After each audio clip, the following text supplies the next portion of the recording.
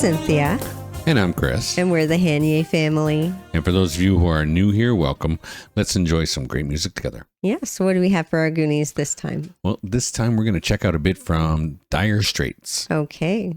We do know quite a bit of their stuff. Well, mostly their hits from the 80s. Mostly their hits from the 80s. And a few others that we've checked out. Yeah, and we've been, checking some stuff out. And of course, you can't miss the big obvious ones, Sultans of Swing. Of course. Stuff like that. And a couple that I grew up with in the late 70s. Money for Nothing, of course. Money for Nothing from the 80s. From the 80s. I know, like Romeo and Juliet from the early 80s. Was it early 80s, but 79, 80, give or take. And a couple of songs that came with that one. Yeah. Yeah. But we didn't really, dig in our heels with this band. No, not really. So we're definitely going to have to take a listen to more of them. This one was requested a little bit. Yeah. It's called Telegraph Road. Okay. Now, 3 people have asked for it. Sean, the other one, G. Hitchens, and Linus Hutner. Now, Linus asked for the live version, likely the Alchemy version, and I was about to do it, but I realized there are a couple of them that insisted that we try it out as a studio version first. Yeah, so we're going to do the studio version. And one of them is Sean, and I really trust Sean's opinion, so we should take a listen to that, and I will definitely be looking to hear the live version from Alchemy. Yeah, we'll do a revisit at some point for sure. Yeah. Yeah. I think there's a few of them that we've done in studio that a lot of people have insisted on a live version. Right. And we're going to take a few of those. Maybe we'll take a week and just kind of go through a bunch of live performances. Yeah, we'll see. I think that'd be nice. Yeah. Not right away. We'll get to some of them at some point. Yeah. Absolutely. But in the meantime, we're going to check out the studio version of Telegraph Road. There's a nice little visualizer. I hope they let us use it. If not, you might just hear the song itself instead of seeing the nice little visualizer. Stuff like that. So this is Dire Straits with Telegraph Road.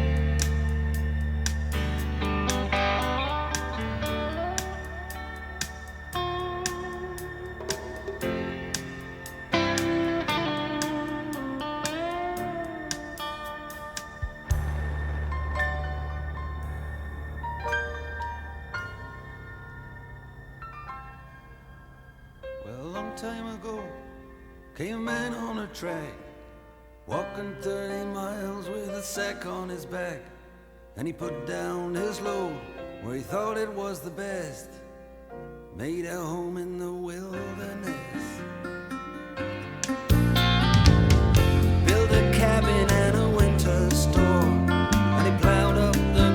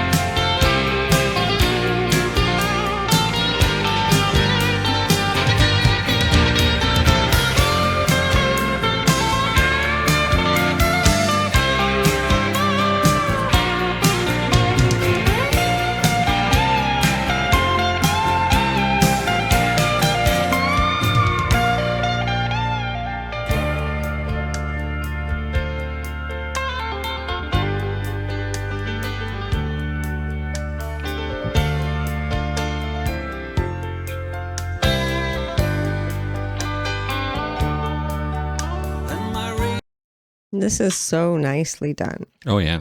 Oh my gosh, the piano work is gorgeous. The guitar work's really nice. Of course. Really well done. I'm watching the visualizer, and if it has anything to do with anything, it looks like a map kind of thing. Yeah. Not sure where exactly it is. I'm assuming the red line that always keeps Would going be through Telegraph is Telegraph Road. Road. Yeah. Yeah, that's what I was thinking too. And I'm not sure exactly what it's all about. It kind of sounds like how somebody settled there when there was nothing. Yeah. And then everything built up around them. Yeah.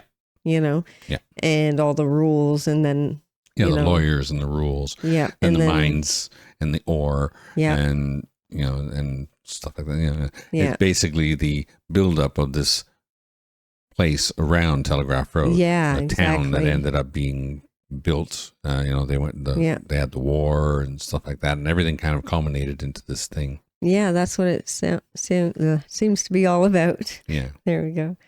Yeah. Now, musically, yeah, it's really, really well done. So soft, so gentle. Yeah. But I mean, this band always tends to tell a story in their songs too. Yeah. Yeah. There's an urgency in the message for sure. It's talking about, this place, like it's been through hard times. Yeah, exactly. But it built up from nothing into this great thing. And then, of course, people wanted it. Yeah, exactly. But anyways, we should continue. All right.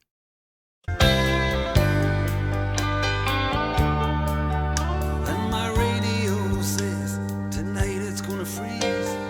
People driving home from the factories. 6 lanes of traffic, 3 lanes moving slow.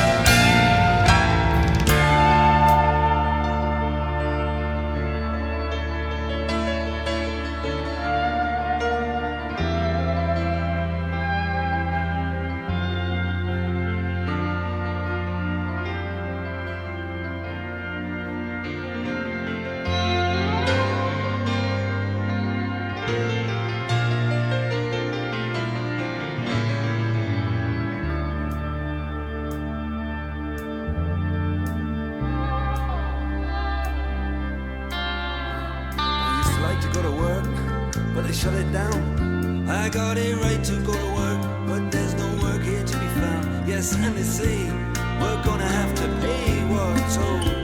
We're gonna have to reap from some seed that's been sowed. And the birds up on the wires and the telegraph poles, they can always fly away from this rain and this cold. You can hear them singing out the telegraph code all the way down the telegraph road.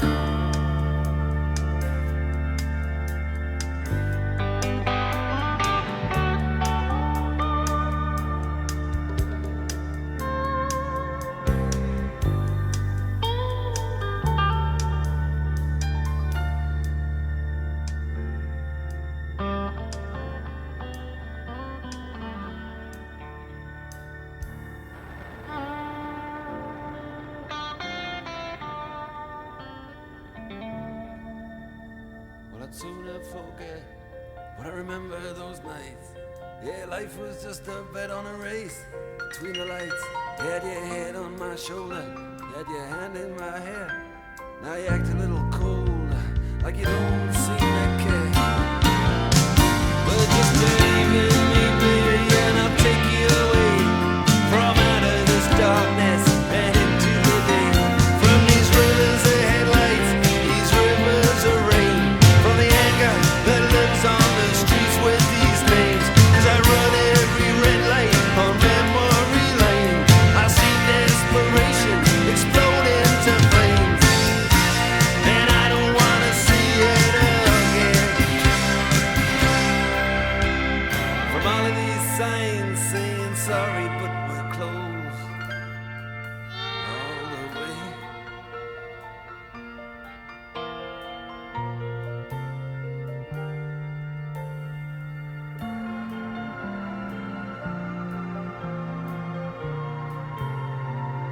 Down the Telegraph Road.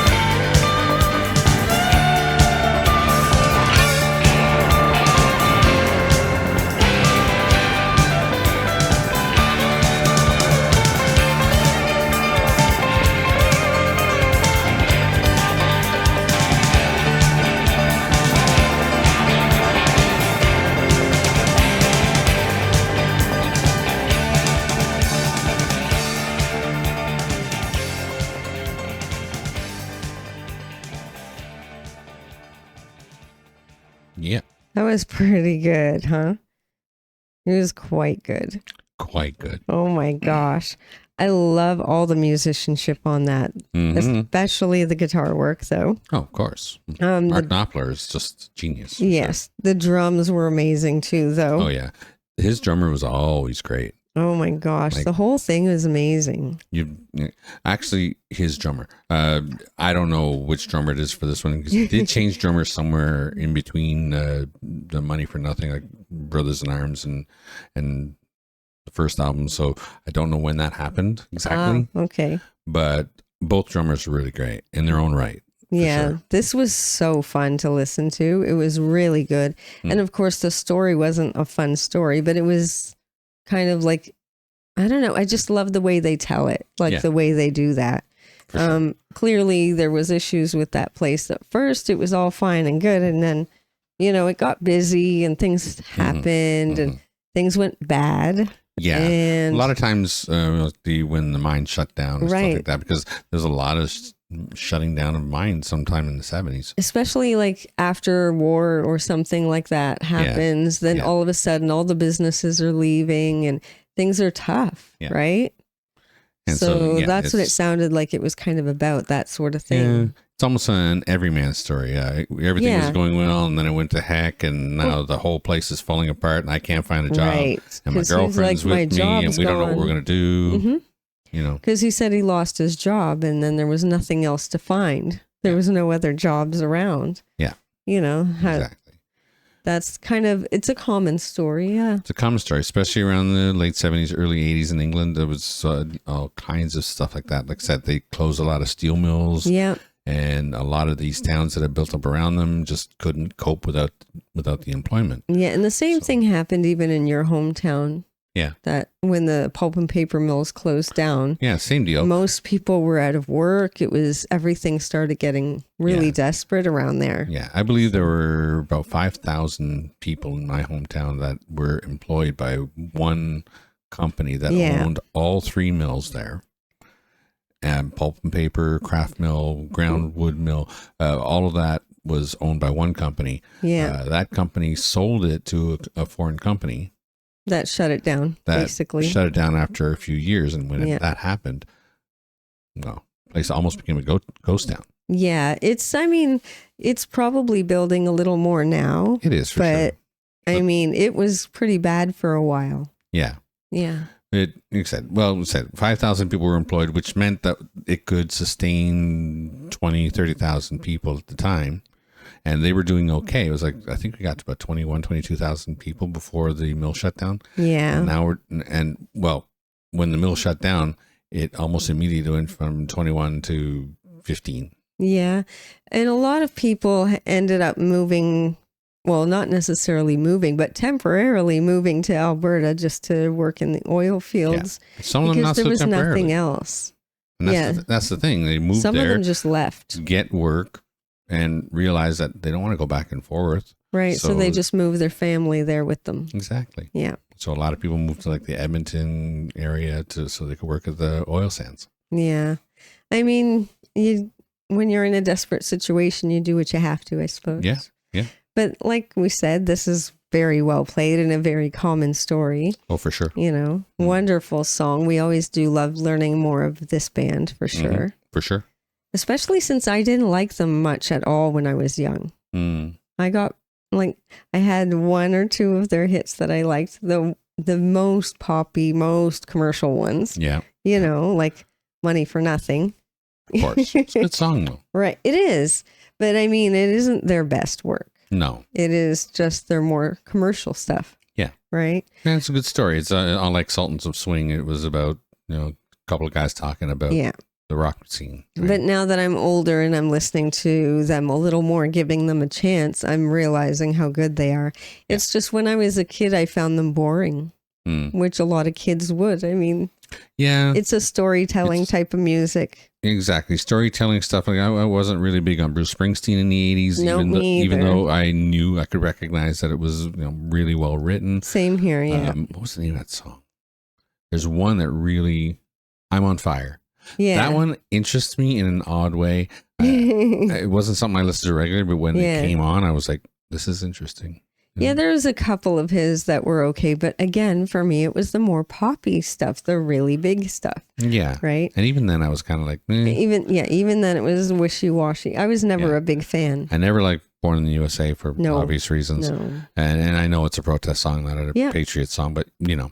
It just didn't seem right to sing that as a Canadian. Yeah, I couldn't bring myself to go ahead and sing along. No. But except I did recognize the politics of it. Yes. But yeah, I'm on Fire was also a story song, but he's definitely it's more of a it's definitely a love song, and I could relate to it, and that I could see myself in the situation, and really I could feel that. So I think if I listened to Bruce a little bit more, maybe on the channel sometime, that maybe I'd get into some of his stuff. Yeah, but I'm glad that we're getting into Dire Straits now, because I'm starting to appreciate them even more. Yeah, but it's the same really idea, good. right? We would have. I did enjoy Brothers in Arms as an album. Oh yeah. The song itself. I don't know all of it, but Walk of Life was popular. I didn't really care for that much because it got overplayed. I liked that one too, but that's because it was catchy for me. Yeah, that was it. But yeah, I just Dire Straits is in that same area. It was great songwriting, great stories. Yes, and they can play. Holy, they can play. Yeah, I would equate Bruce's music, E Street Band and stuff like that, with Dire Straits in that way, because it's gives you a great story. Yes, or Bruce Coburn even. Bruce Coburn, the same idea. We never really listened to him much. Yeah, but it's because great storytelling doesn't relate to commercial, and we were so commercial back then. Well, yeah, more so than we realized. Yeah. Yes. But this was really good, so thank you very much for that request. It was definitely appreciated. Yeah.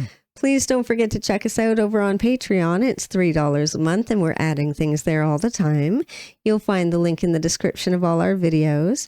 You'll also find our blocked videos there for free. If you'd like to come and check those out, you're more than welcome to do so. And if you pay the $3, you get access to our albums, documentaries, and little concerts over there. It's a whole lot of fun. Yeah. Don't forget to like and subscribe to the channel, share with your family and friends, click the notification bell if you don't want to miss a video, and don't forget to enjoy yourself. Later. Later.